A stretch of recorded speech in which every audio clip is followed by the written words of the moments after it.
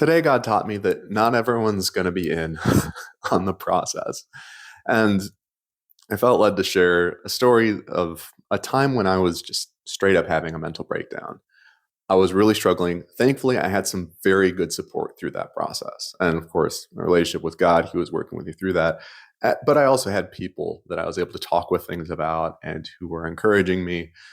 But I also had, I'll say, a group of people who were extraordinarily unhelpful. And this may be relatable to some people watching. I shared with them. We talked for about 30 minutes. I was very clearly in a rough spot. And at first it was like, okay, they're encouraging, they're supporting. Later, they sent me a message telling me that I needed to get a new therapist with these qualifications, all qualifications that my therapist had, and actually above and beyond. My therapist was overqualified based on what they said. That what I believe that God was leading me in personally and telling me was wrong, that people who were praying for me and with me, that they were all wrong, that my friends were wrong, that another person who was involved in specific situations was just lying to me and none of that happened, that everything that I thought I remembered was wrong. Basically, everybody else in your life is wrong, but you should trust us. Is really, I don't think they realized that's what they were saying, but that's really what they ended up saying. And later on, they sent me a very nice virtue signaling message of, hey, how can we be praying for you? And I was like, you don't even agree that this healing process I'm on is actually healing. I can't let you in on that. And they're like, oh, that makes sense.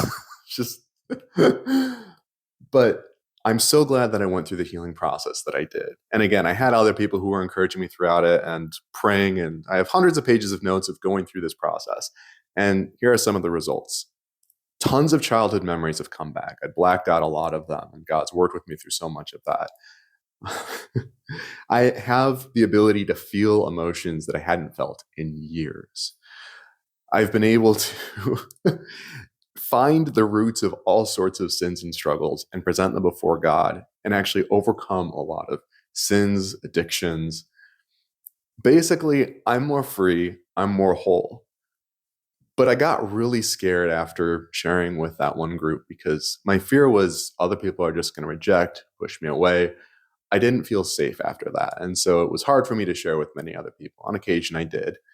But the thing is that I really wanted for them, I wanted everyone to be like, this is good, Josh, the process you're on is good. When all throughout scripture, God leads people to do things, to walk through different situations, and it looks like a bad idea.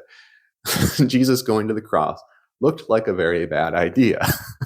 In his case, he didn't even have another person who was in agreement with him.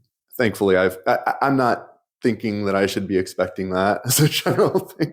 If absolutely no other human being agrees with me, I think that since I've got people who have personal relationship with God and are able to like get confirmation, I would hope for at least one other, and I would assume that.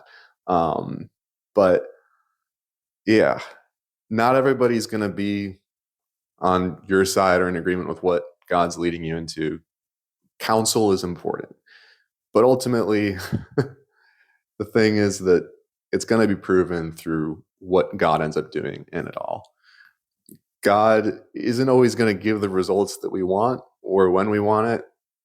But God was just bringing up today because I realized that I still had this fear and anxiety and trauma from that conversation with that group where I was just like, I still feel afraid to share in a lot of cases from that because I was in such a vulnerable place at the time. But God is going to take me through whatever processes he needs to, and I'll have the support that I need.